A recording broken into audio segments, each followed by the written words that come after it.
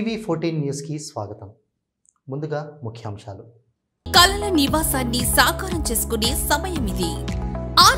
Aryavarta developers గర్వంగా పరిచయం చేస్తున్న క్యాపిటల్ గేట్వే ప్రాజెక్టులో భాగమవ్వండి. అమరావతికి సమీపంలో ఏపీసీఆర్డీఏ మరియు రెరా ఆమోదంతో అన్ని నిబంధనలకు అనుగుణంగా అభివృద్ధి అవుతున్న ఈ ప్రాజెక్టులో మొత్తం 162 యూనిట్స్ ఉన్నాయి.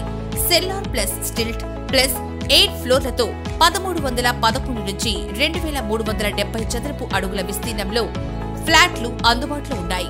Project highlights: roof top swimming pool, fully equipped gym, super market, beauty parlour, ATM, club house, designer landscape, kids play area, high end finishing. Prime లొకేషన్లకెందుకు ఆలస్యం? మీ కలల ఇంటి కోసం క్యాపిటల్ గేట్వే ప్రాజెక్టును ఎన్నుకోండి. ఇప్పుడే మాకు సంప్రదించండి. కాంటాక్ట్ 9668507777. లొకేషన్ ఎన్ఆర్ఐ హాస్పిటల్ వెనుక, మంగళగిరి, ఆంధ్రప్రదేశ్. అనంతపురం జిల్లా గుత్తి మండలం బేతపల్లిలో రెన్యూ విద్యుత్ కాంప్లెక్స్ భూమి పూజ కార్యక్రమంలో పాల్గొన్న మంత్రి నారా లోకేష్. అన్నవరం దేవస్థానంలో అపచారం, డస్ట్బిన్లలో ఖాళీ మద్యం సీసాలు, భద్రతా సిబ్బంది లోపమా?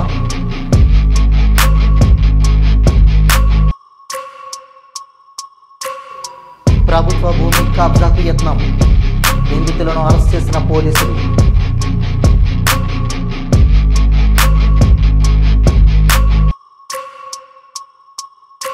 పోచంపల్లిని సందర్శించిన 25 దేశాల మిస్ వరల్డ్ 2025 పోటీదారులు. ఘన స్వాగతం పలికిన స్థానిక ప్రజలు. అన్నవరం దేవస్థానంలో అపచారం జరిగింది. సత్యదేవుని సన్నిధిలో ఉన్న డస్ట్బిన్లలో ఖాళీ మద్యం సీసాలు కనిపించాయి. కొండపైన ఈవో కార్యాలయం ఎదుట ఉన్న ఈవో చైర్మన్ కార్ పార్కింగ్ వద్ద ఈ అపచారం చోటు చేసుకుంది. అన్నవరం దేవస్థానంలో భద్రతా సిబ్బంది లోపమా, అధికారుల నిర్లక్ష్యమో సత్యదేవుని సన్నిధిలో పూర్తిగా పవిత్రతకు భంగం కలిగించే విధంగా ఉన్నాయి. దేవస్థానం నిఘా విభాగం అధికారులు మొద్దు నిద్రపోతున్నారని పలువురు విమర్శలు వెల్లువెత్తుతున్నాయి.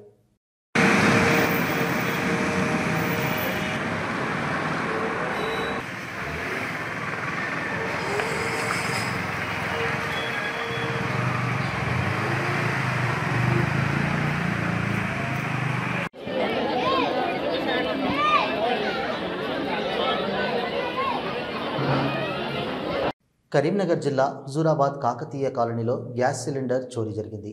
రమేష్ అనే వ్యక్తి ఇంట్లో నుంచి గ్యాస్ సిలిండర్ ఎత్తుకెళ్లాడు దొంగ. సీసీ కెమెరాలో సిలిండర్ దొంగతనం దృశ్యాలు రికార్డయ్యాయి.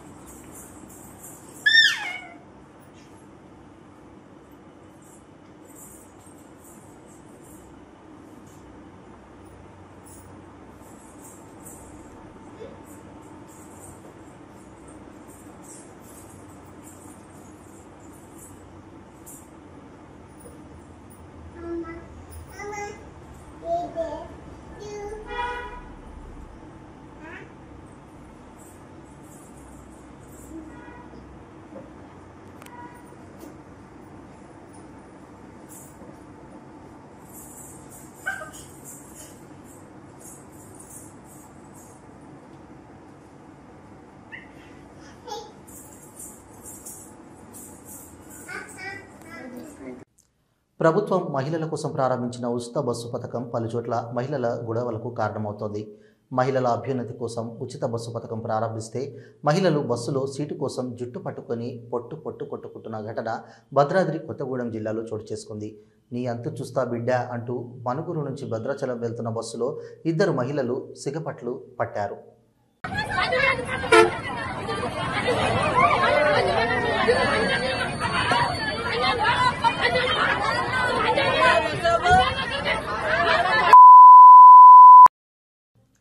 తెలంగాణలో టూరిజం విలేజ్గా గుర్తింపు తెచ్చుకున్న పోచంపల్లిని ఆఫ్రికా ఖండానికి చెందిన 25 దేశాల మిస్ వరల్డ్ 2025 పోటీదారులు సందర్శించారు. ప్రపంచ సుందరీమణులకు స్థానిక ప్రజలు ఘన స్వాగతం పలికారు. అక్కడ ప్రత్యేకంగా ఏర్పాటు చేసిన స్టాళ్లను అందగత్తెలు సందర్శించారు. ఇక్కత్ చీరల ప్రత్యేకత, తయారీ విధానాన్ని విదేశీ అతిథులు పరిశీలించారు. పలువురు ప్రపంచ సుందరీమణులు స్వయంగా చీరలను నేసి సంబరపడ్డారు.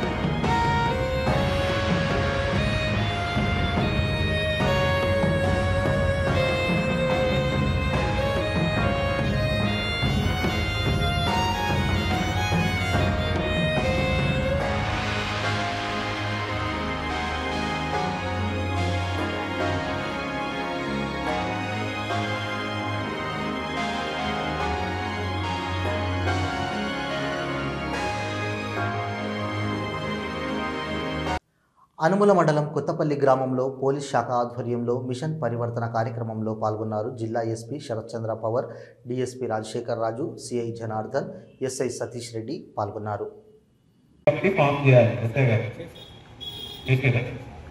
చేసిన తర్వాత ఆ కమిటీలో మీరే చెప్పండి ఏమేమి చేస్తే మన దగ్గర రోడ్ సేఫ్టీ మన యాక్సిడెంట్ తగ్గలేదు చెప్తే మేము ఇంప్లిమెంట్ చేసిస్తాం మా పోలీస్ డిపార్ట్మెంట్ అది కూడా వచ్చిందా?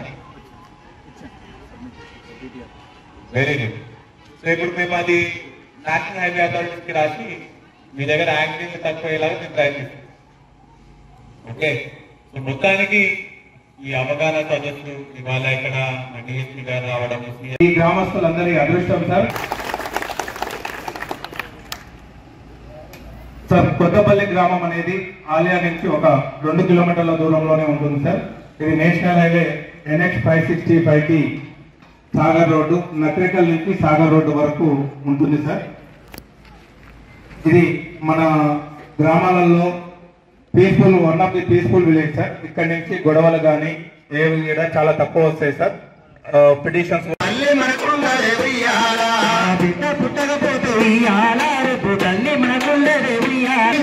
వేసవిలో అకాల వర్షాలు అన్నదాతను ఆగం చేస్తున్నాయి. ధాన్యం కొనుగోలు ఇంకా పూర్తి కాకపోవడంతో రైతుల బాధలు వర్ణనాతీతంగా మారాయి. సంగారెడ్డి జిల్లా అందోల్లో ఎడతెరిపి లేకుండా కురిసిన భారీ వర్షానికి ఐకేపీ సెంటర్లలో ఆరబెట్టిన వరిధాన్యం వరద నీటిలో కొట్టుకుపోయింది. ఐకేపీ అధికారుల నిర్లక్ష్యం, సకాలంలో వడ్లు తూకం వేసి కొనుగోలు చేస్తే రైతులకు టార్పరిన్ కవర్లు అందజేసి ఉంటే ధాన్యం తడిసేది కాదని రైతులు ఆందోళన చెందుతున్నారు. జోగిపేట వ్యవసాయ మార్కెట్ యార్డులో రైతులు ఆరబెట్టిన వడ్లు పూర్తిగా వర్షానికి తడిసి కాలువల్లో వడ్లు కొట్టుకుపోయాయి. చింతకుండ, రోళ్లపడ్, డాకూర్ ఇలా పలు గ్రామాల్లో వడ్ల కొనుగోలు కేంద్రాల్లో వర్షానికి వరిధాన్యం పూర్తిగా తడిసిపోయింది. ప్రభుత్వం తడిసిన ధాన్యాన్ని కొనుగోలు చేసి తమను ఆదుకోవాలని రైతులు కోరుతున్నారు.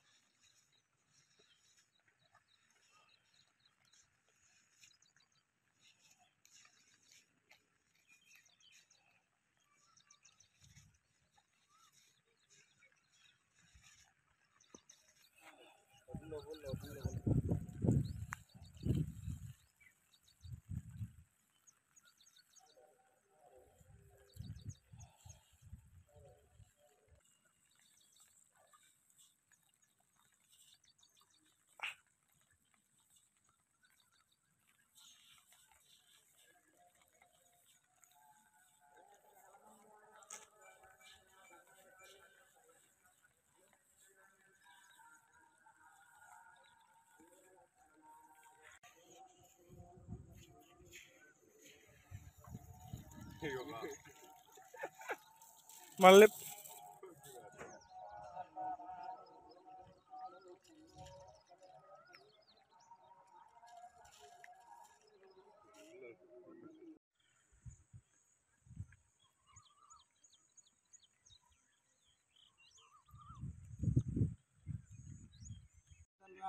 చిన్న కార్మికుల రైతులు చాలా నష్టపోతారు. పెద్దవాళ్ళే అన్నీ వాళ్ళే దోటించారు.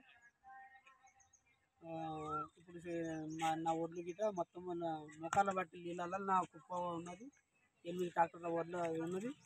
మిగతా అందరికీ దోటించారు. ఇక ఇక్కడ సెంటర్ గిట్ట వాళ్ళు పట్టించుకుని లేదు. పెద్ద పెద్ద వాళ్ళే ముందుకు దోలిచ్చేసారు. ఇలా ఎవరు అంటే ఇక అమౌంట్ ఇచ్చిన వాళ్ళు లోపల చేతులు పెట్టి వాళ్ళే దోకిచ్చారు.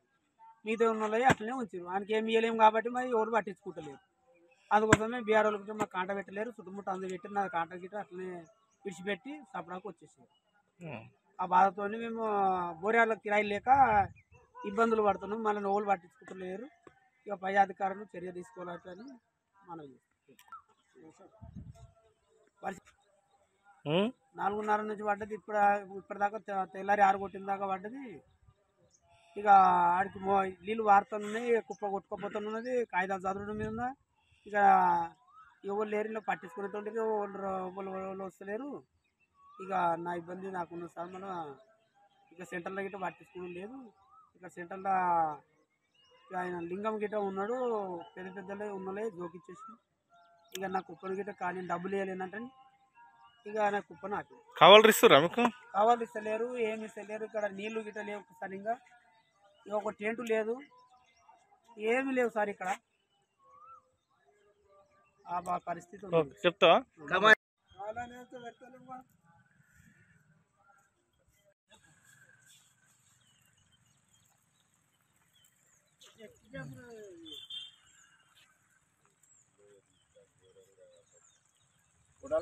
రావంట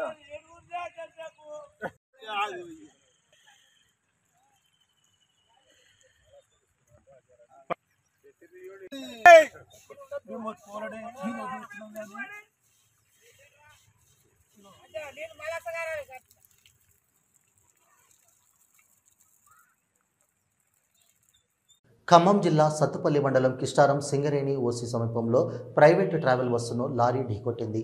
ఈ ఘటనలో బస్సు డ్రైవర్ తీవ్ర గాయాలతో క్యాబిన్లో ఇరుక్కున్నాడు. బస్సులో ప్రయాణిస్తున్న 20 మందిలో 2కి స్వల్ప గాయాలయ్యాయి. పెను ప్రమాదం త్రుటిలో తప్పింది. క్షతగాత్రులను సత్తుపల్లి ప్రభుత్వ ఆసుపత్రికి తరలించారు.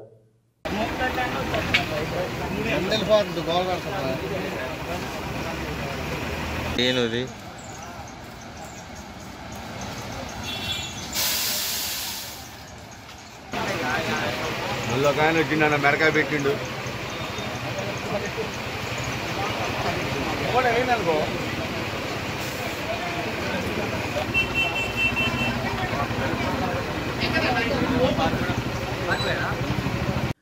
మహేశ్వరం నియోజకవర్గం బడంపేట్ మున్సిపల్ కార్పొరేషన్ పరిధిలోని మల్లాపూర్ గ్రామంలో ప్రభుత్వ భూమి కబ్జాకు యత్నం గత 5 సంవత్సరాల క్రితం మాజీ విద్యాశాఖ మంత్రి సబితా ఇంద్రారెడ్డి చేతుల మీదుగా ఓపెన్ జిమ్ ఏర్పాటు చేయించి ప్రారంభించడం జరిగింది. ఇప్పుడు అక్కడ ప్రస్తుతం మహేశ్వరం నియోజకవర్గం ఎమ్మెల్యే సబితా ఇంద్రారెడ్డి సహకారంతో 1,40,00,000 రూపాయలు ప్రభుత్వ ఆసుపత్రి నిర్మాణం కోసం శంకుస్థాపనం చేయడం జరిగింది.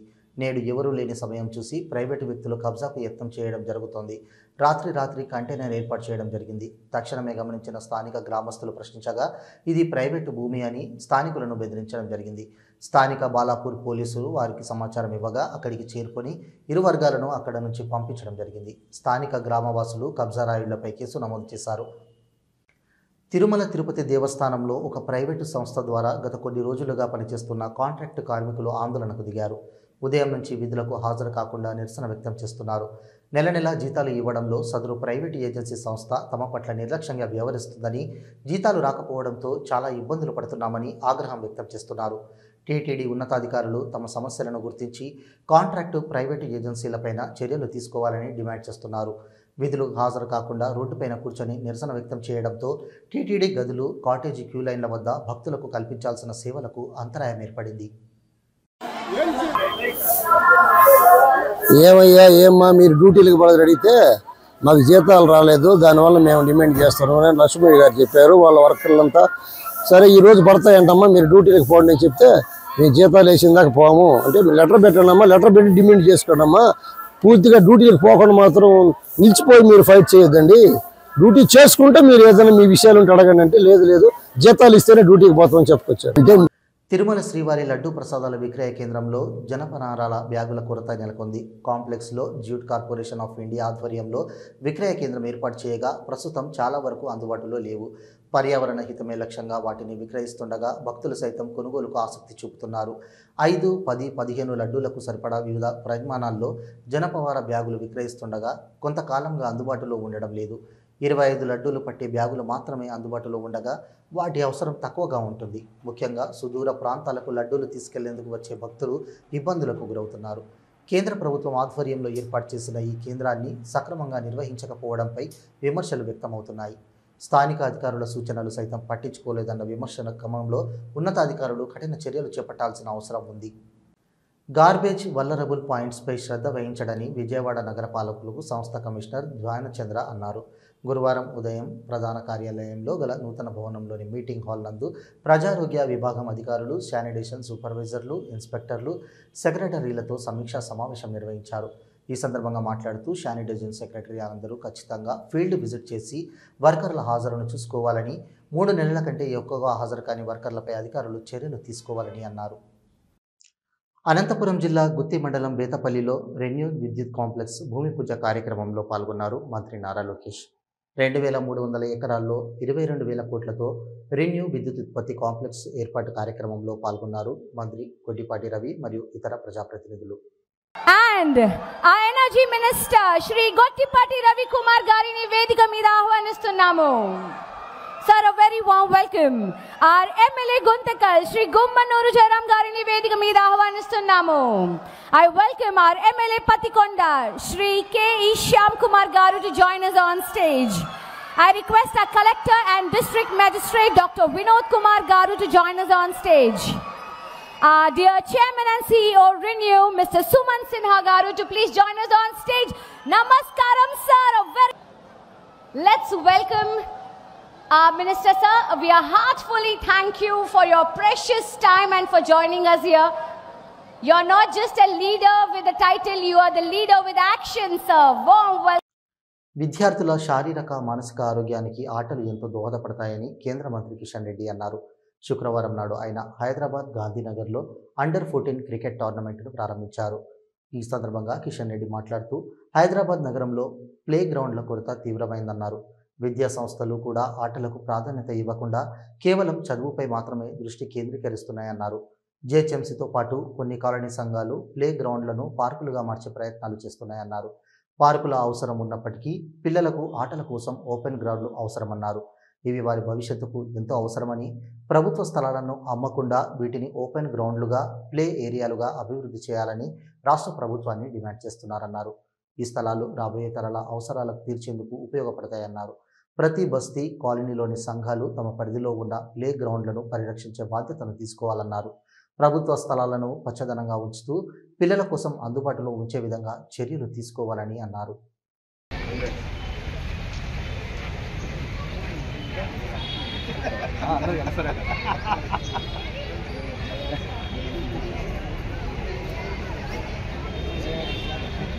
Cricket ఆడుతున్నది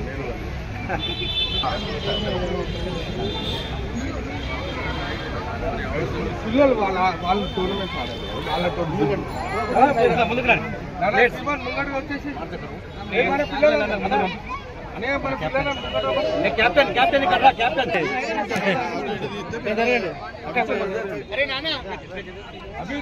side side side hello side ఓకేనా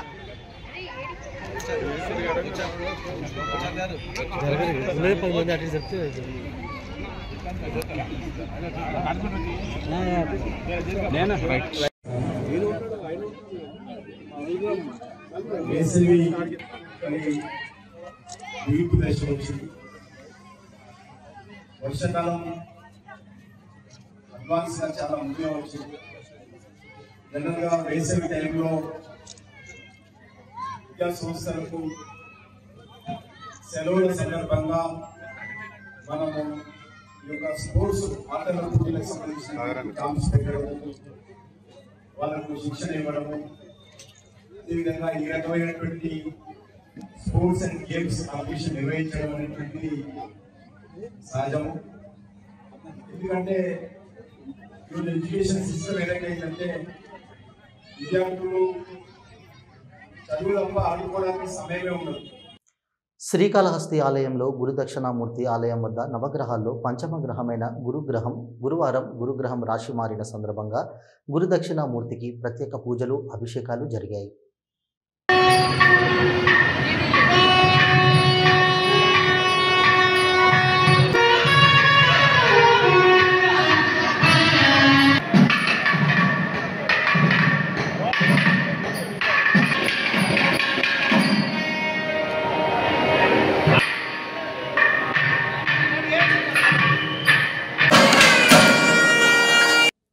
ఇవి ఇప్పటివరకు ఉన్న అప్డేట్స్.